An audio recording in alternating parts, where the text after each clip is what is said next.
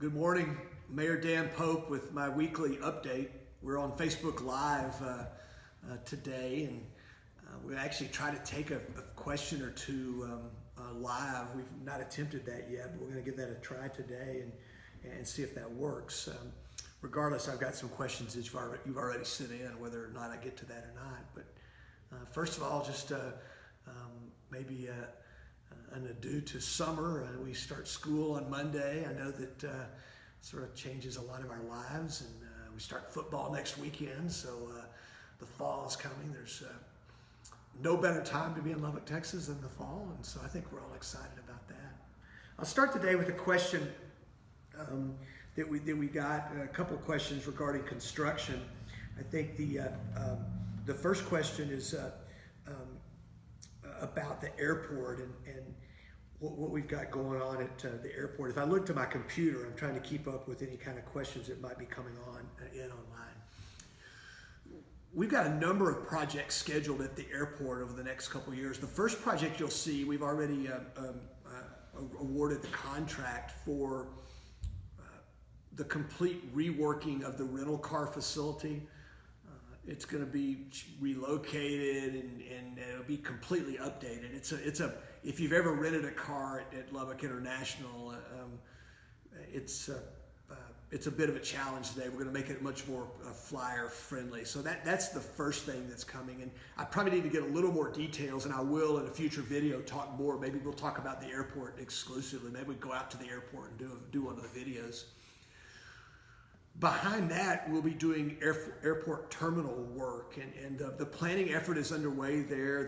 The staff at the airport, as well as our airport advisory board, is working on that. We've really not done a full update on the airport since it was built, and that's what you'll see. It's now a 45-year-old facility, roughly, right? And you'll see a complete update when we go about that. It'll encompass some of the changes that were made post 9/11 with security, and it'll be, I think, a more logical way of going through TSA, and maybe some changes to the way we do baggage handling. And the idea being that it's a more customer-friendly experience. I hope that we can get some local vendors involved in being at our airport. I hope that we can blend a little bit of live music into the airport. I think the airport's our front door in many ways, and I think we could do a better job of putting our foot forward. So just more updates as we move down the road on that. I get a lot of questions about road construction. There's certainly a lot of it going on right now. Somebody suggested that we should replace the city logo with a traffic cone, and I sort of snickered a bit about that. But I think it's a high-class problem. It's a problem that goes along with growth. It's a problem that goes along with taking care of what we already have, and at the same time embracing growth. And so we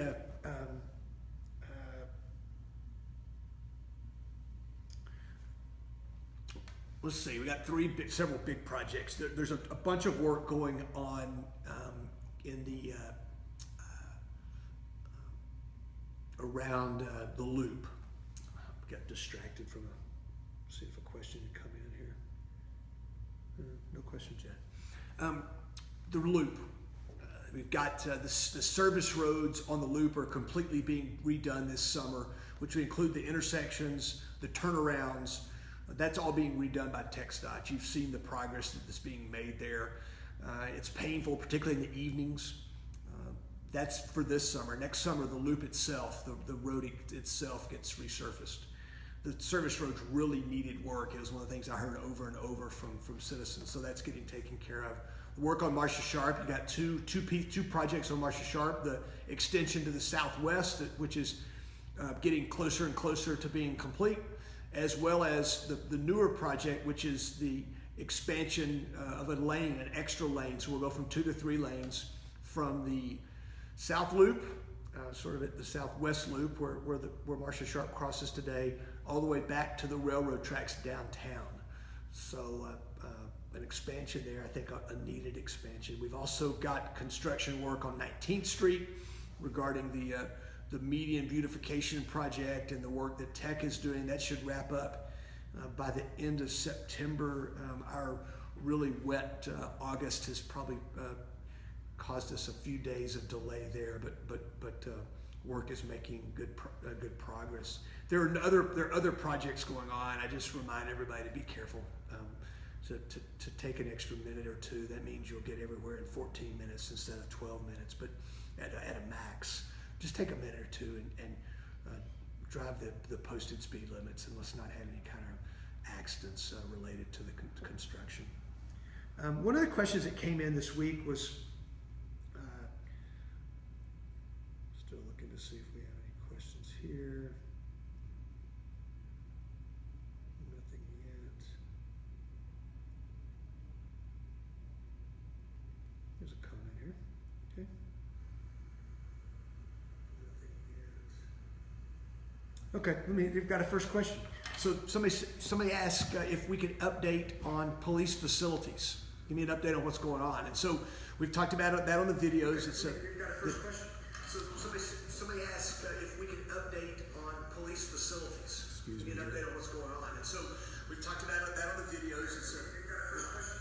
So somebody asked if we can update on police facilities. Give me an update on what's going on. And so we've talked about that on the videos. Okay. Sorry about that. One of the hazards of live video and doing this for the very first time, we beg your grace on this one. We'll be better next time. Police facilities. The timing is very good. We worked on this last night at our council meeting. We have, as a council, supported the recommendation of the city staff, the police department, and the facilities committee, which is a sort of a multi-part proposal. It's the police substation model, which would include a substation in the south part of town, the north part of town, in the east part of town, and locations to be determined. A downtown police administrative headquarters, much smaller than what we originally thought, about maybe 45,000 square feet. A police property warehouse, which we plan on repurposing an existing city facility for that, and then a solution for municipal court. We've said that's the way we want to go.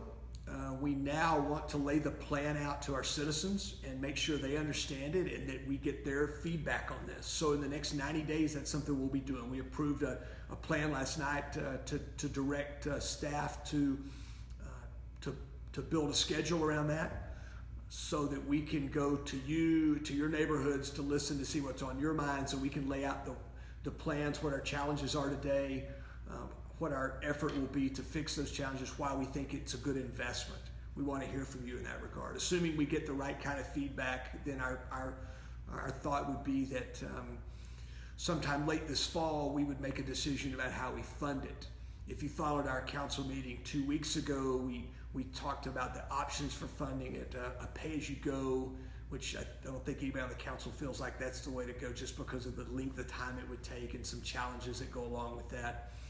So we're down to funding it one of two ways. One would be issuing certificates of obligation, which the council can do without a citizen's vote. The other would be to have a vote of the citizens to issue general obligation bonds. Cost would be the same to citizens. It would just be a question whether or not there was a chance for citizens to vote. There'll be more time to discuss that on that later down the road. I'm on the record on that one. I'd love to have a vote, but regardless, I think we need to move forward with these police facilities. While I wait to see if another question comes in, we'll update here. No more questions at the moment. Well, I'll answer a question that came in advance. So there was a question that said, what's your vision for Lubbock in the next 5 to 10 years? That's a really good question, and I could talk for a long time about that, but I'll try to be brief. I think if I were to say, I would start by saying that we would be a community that would be more well known for what a great place it is to live and work and raise a family. We're sort of a bit of an unknown quantity right now. Not that we want to be Austin or somebody we're not, but I think it would, other people understanding who we are would be helpful for us. I think that would help us a little bit with our own self-concept. I want Lubbockites to feel better about Lubbock. I had a chance to talk yesterday at lunch to a group of about 100 local professionals, HR professionals, and I reminded them of the things that really make Lubbock great, and we take so many of those things for granted. And so I would hope that we'd feel better about ourselves. Now, let's get a little more specific. Jobs. We need more good jobs for our very own, our best and brightest. The kids that grow up in Lubbock and in West Texas, or the kids that choose to come to Texas Tech and Lubbock Christian. We need more good jobs for them. I think if there's one thing that I would think that in 5 to 10 years we would have, it would be better jobs for millennials. I think that really helps our community move forward to the next generation and the generation after that. I think that public safety would be something that we would have less crime. I think it's something that we're working on. I think our police substation work is down that road. I think from a financial standpoint, the city would be in a place where we could pay as we go on many of our projects, only issuing debt for long-term strategic kind of projects. But I think in doing that, really gaining the confidence of our citizens that we're good stewards of their money, that we spend their money like we spend our own money, like we do in our own homes. I think we would have a vibrant downtown that would be the center of our art scene and would have thriving businesses. I think it's important to have that for a community that's on the go, that's on the way up, and it's attractive to young people. It's attractive to businesses who hire young people. I think that's a very important part of what we are. In 5 or 10 years, I look forward to seeing Buddy Holly Hall and Citizens Tower, some of the catalytic kind of things that are going on downtown. I would hope in 5 to 10 years that we've found a way to even better leverage our relationship with higher education, with Texas Tech, with LCU, to create jobs, to create research opportunities, to differentiate West Texas and Lubbock. So that's a little bit of just what's on my mind about my vision for 5 to 10 years from now. Let's see if we have any other questions here. Anything else come in? So no more questions. So let me just a couple reminders. This Saturday and next Tuesday, LPNL and our city utilities are holding town hall meetings. I guess that's communication sessions is a better word for them. The one on Saturday is at 10 o'clock at Miller Elementary. The one next Tuesday is, I believe, is at 5:30 in the afternoon. It's at Irvin Elementary, so two different parts of the community. We will be set up at those meetings to answer your questions, to explain the way your bills work, to hear your concerns. We'll have representatives from water, from LPNL, from stormwater, from city administration. This is not going to be a political event, so don't expect to come and hear a bunch of council members or the mayor.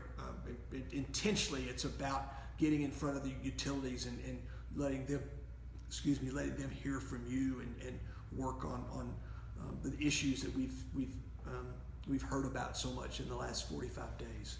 Second thing is you can always come on a monthly basis to Coffee with the Mayor. Our Coffee with the Mayor for September is on the 12th. It's at 7:30 in the morning.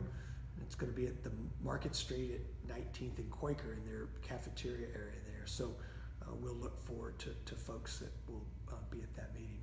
If we don't have any other questions that have come in, I will mention one final thing. There are a number of you that asked sort of specific questions to your neighborhood or to something that we can help you with. We're not ignoring those questions. I just think for the general public, those aren't as of much interest. That doesn't mean they're not important to you. We're going to respond to you with and try to get answers to your questions, and you should see us do that in quick fashion. I appreciate all of you. I appreciate your thoughts. I really appreciate your prayers. I was talking to a local preacher the other day and that I don't really know well, but he stopped me and told me that their church prays for me every Sunday. Yeah, it's a big deal. So we appreciate, I speak for the council, that we appreciate your support, and I really appreciate each of you, and I love serving you, and I look forward to talking to you next week. Thank you.